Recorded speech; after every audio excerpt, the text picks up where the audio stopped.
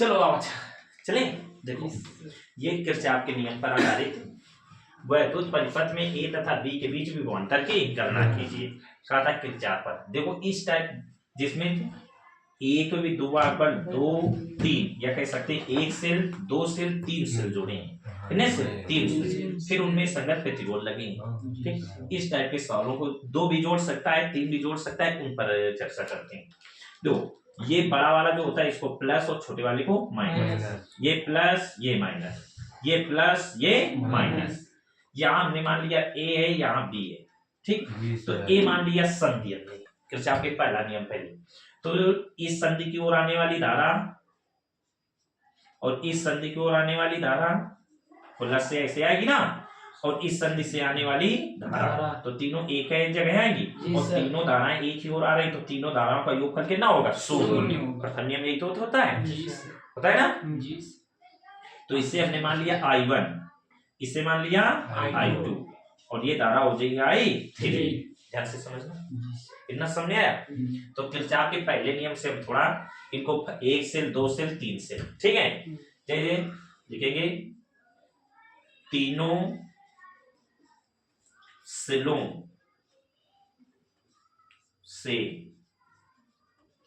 बहने वाली धाराएं क्रमशः मान लिया I1, I2, I3, I1, I2, I3। प्रथम नियम से,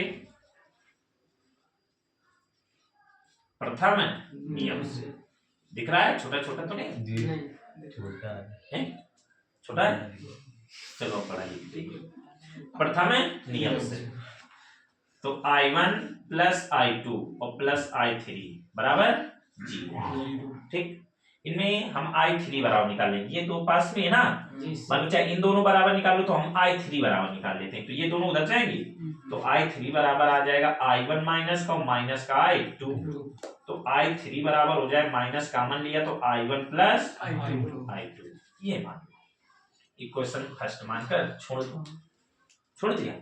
अब देखो एक चीज बिल्कुल यहाँ पर जो न्यूमेरिकल के सबसे अधिक वोल्टेज जिसमें हो उधर से धारा लेना शुरू करना और कम वोल्टेज की ओर आना। जैसे इन दोनों बंद पास को ले पहले पास बना लो, ठीक, सेकंड नियम के लिए ए बी यहाँ सी यहाँ डी और यहाँ ई और यहाँ एफ, ठीक। पहले बंद पास हम लेते हैं ऊपर वाला, ठीक, बंद पास बोलो ए सी डी बी ए सी, इतना ऊपर वाला ले रहे हैं। तो इसमें बंद पास किरचॉफ का सेकंड नियम क्या होता है, किसी बंद पास में, ठीक है, बहने वाली धारा तथा उनके संगत प्रतिरोधों के, ठीक है, गुणनफलों का बीजगणितीय योग और उसमें लगे विद्युत बल के बीजगणितीय योगफल के बराबर होता है, पता है ना। तो उस नियम से सेकंड नियम से हम करेंगे द्वितीय नियम से। द्वितीय नियम में बंद पास चलते है ना, तो इतना लिया हमने पहले, ले लिया, समझना ध्यान से। जब इतना हमने लिया तो हम लिखेंगे सूत्र, वो क्या होता है सिग्मा आई आर बराबर सिग्मा ई होता है। इसको हम क्या लिख सकते हैं, आई देखो ऊपर इसमें जो धारा आएगी वो इधर को आएगी माइनस की ओर, तो I1 मान लेंगे, इसमें जो आएगी वो I2 इधर को आएगी। तो देखो पहले लिखेंगे और चलना किसे, प्रॉब्लम ये होती है ये पहले लें कि ये पहले लें, तो जिसमें ज्यादा वोल्टेज हो उधर से चलना है और कम वाले की ओर आना है। तो देखो ऊपर से लेंगे तो I1 पॉजिटिव पहले ऊपर से लेंगे, ठीक है, नीचे नहीं, उधर जिसमें ज्यादा वोल्टेज उधर से शुरू करना क्योंकि वो ज्यादा शक्तिशाली रहेगी ना धारा। तो I1 और उसका प्रतिरोध कितना है 3, उसमें लगा प्रतिरोध कितना है 3 प्लस, यही चीज मैं बता रहा हूं जो समझने वाली है बस यही समझने वाली है कि लेना किधर से, बस समझ रहे हो। तो जिसमें ज्यादा वोल्टेज 10 वोल्टेज इसमें है तो वहां से शुरू करो, तो ये दिशा हो गई हमारी धारा ऐसे आएगी, तो ये वाली क्या हो जाएगी अपोजिट, ये क्या हो जाएगी अपोजिट, ये चीज कि माइनस की कौन लेनी है, कौन प्लस की लेनी है। तो जब ज्यादा वाले से लोगे वोल्टेज से तो वो इधर को आएगी, वो हो गई पॉजिटिव, तो ये इधर से कम वाली जाएगी तो ये कैसी हो जाएगी, नेगेटिव। अपोजिट डायरेक्शन में हो गई ना, ये काहे की हो जाएगी, माइनस की I2 और उसके संगत प्रतिरोध कितना है, 2 इंटू 2 बराबर वोल्टेज कैसे लेना है, ज्यादा वाला 10 और ये कम 4, इनका अंतर कर। बात समझ आई है? हल करो तो 3I1 लेना, समझ गए ना, 2I2 बराबर 6। इक्वेशन सेकंड मानकर छोड़ दो, छोड़ दिया है ना जी। धारा लेना वो जो लेना से जान गए ना, बस देखना। अब दूसरा बंद पास लो, नीचे वाला, नीचे वाला चलो देख लो, ठीक है, दिख रहा है ना। बंद पास बोलो, बंद पास A B E F A. इसमें अब ये नहीं लिखेंगे, ठीक, सीधे लिखने जा रहे हैं। तो इसमें बहने वाली धारा दो, ज्यादा कौन है, ये 2 वोल्टेज है, ये कितना है, 2 वोल्टेज, ऊपर वाला ज्यादा है तो वो पॉजिटिव लें, तो I2 और उसके संगत प्रतिरोध 2 और ये नेगेटिव ले, ये क्योंकि ये ऐसे आएगी नीचे को तो ये ऊपर को जाएगी, जाएगी ना प्लस, तो ये जब ऊपर को जाएगी ये माइनस की लेगी, माइनस की कितनी हो जाएगी I3 और संगत प्रतिरोध 1 और बराबर ज्यादा वाले वोल्टेज में कम वाले वोल्टेज 4 - 2 कितना, कोई दिक्कत है? धारा ले कौन पॉजिटिव कौन नेगेटिव, भाई ये हो जाता है कंफ्यूजन कि कब ये ले लें पॉजिटिव तो फिर इधर भी उल्टा लेना पड़ता है, लेकिन ये दोनों चीजें का एक तरफ तो ये ले लें आगे और इधर का चारे रखें तो गलत हो जाएगा। या फिर इधर अगर धारा 3 ले रहे हो और 2 तो इधर भी 2 आगे और 4 पीछे, तब वो समान बनेगी। बस समझ गए? तो ये बिल्कुल एक सटीक बन जाता है इन्हें पर लगाने का, किरचॉफ का नियम का बिल्कुल सटीक, बिल्कुल कोई दिक्कत नहीं है ना। फैंटास्टिक। -I3 बराबर 2, ठीक। ये इसमें क्वेश्चन फर्स्ट से I3 बराबर मान रख लेते हैं। जब ये I1 I2 में आए समीकरण, I1 I2 में ये समीकरण है तो इसको भी I1 I2 बना ले तो देखना इक्वेशन फर्स्ट से क्या लिख रहे हैं, I3 की जगह 2I2 माइनस, और ये माइनस क्या हो जाएगा प्लस, और लिख जाएगा I1 प्लस I2 लिख जाएगा, और बराबर कितना है 2। अब इससे देखो, इसे हल कर लो, 2 और 1 3I2 प्लस I1 बराबर 2। इक्वेशन कौन सी मान ली, फर्स्ट सेकेंड, इसे मान लिया थर्ड।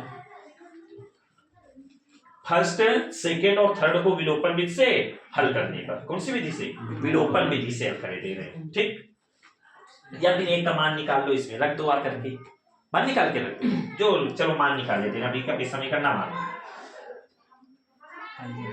I1 बराबर 2, ये उधर जाएगा तो माइनस का 3I2, ये हो गया इक्वेशन थर्ड। लिखेंगे इक्वेशन सेकेंड में I1 बराबर मान रखने पर रखो आकर के 3I1 की जगह 2 माइनस का 3I2 बराबर, सॉरी ये 1 की जगह रखा ना अभी, आगे क्या है माइनस का 2I2 और बराबर कितना है 6, हो गया, मल्टीपल करा दो, 6 - 9I2 माइनस 2I2 बराबर, ये 6 उधर जाएगा, 0 बचेगा, ये क्या लग जाएगा माइनस का 11, माइनस के 11I2 बराबर, ये माइनस की जाएगी ना उधर, 6 - 6, हाँ, माइनस का 11I2 बराबर 0, तो I2 बराबर कितनी आ जाएगी 0। I2 में कोई धारा नहीं बह रही है, I2 में कोई धारा नहीं बह रही है,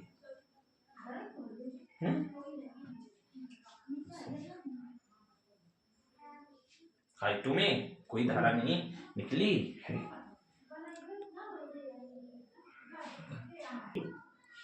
I2 में धारा आई 0, I2 में धारा कोई धारा नहीं है, ठीक, 0 आ रही है, नहीं पहले।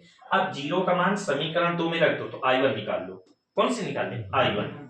तो लिखेंगे इक्वेशन 2 में I2 बराबर 0 रखने हैं, बाकी फिर तो कैलकुलेशन है, पर मेन चीज समझना यही था कैसे लिया है।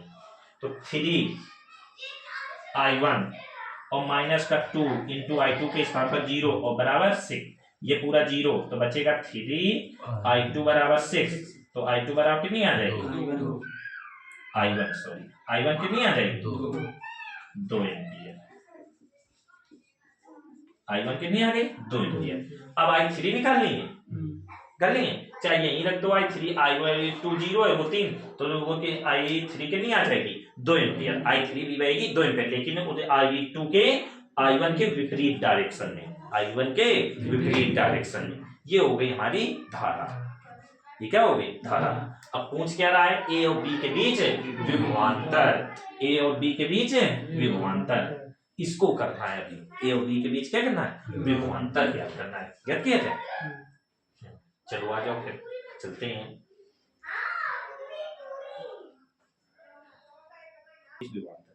देखो A और B के बीच पूछ क्या रहा था? विभवांतर, यानी A और B के बीच, A चाहे ऐसे समझ, इसमें बहने वाली धारा कितनी है? 0, तो जो V होगा वही E के बराबर हो जाएगा। E कितना दिया था? 4, तो VB कितना हो जाएगा? 4 वोल्ट। कितना हो जाएगा? 4 वोल्ट। जब धारा बह रही 0, तो जो V बराबर E माइनस आई आर, आई कितना हो गया? 0, आई कितना हो गया? 0, इसमें बहने वाली धारा कितनी है? 0। जब ये 0 हो गई तो ये पूरा 0 हो गया, खत्म। E बराबर V क्या होगा? और E कितना दिया है? 4, तो V कितना हो जाएगा? 4 वोल्ट। A और B के बीच 4 वोल्ट आ जाएगा आंसर। बस यही था सवाल, मेन वैसे था ये, वो तो आ जाएगा, ठीक। चलो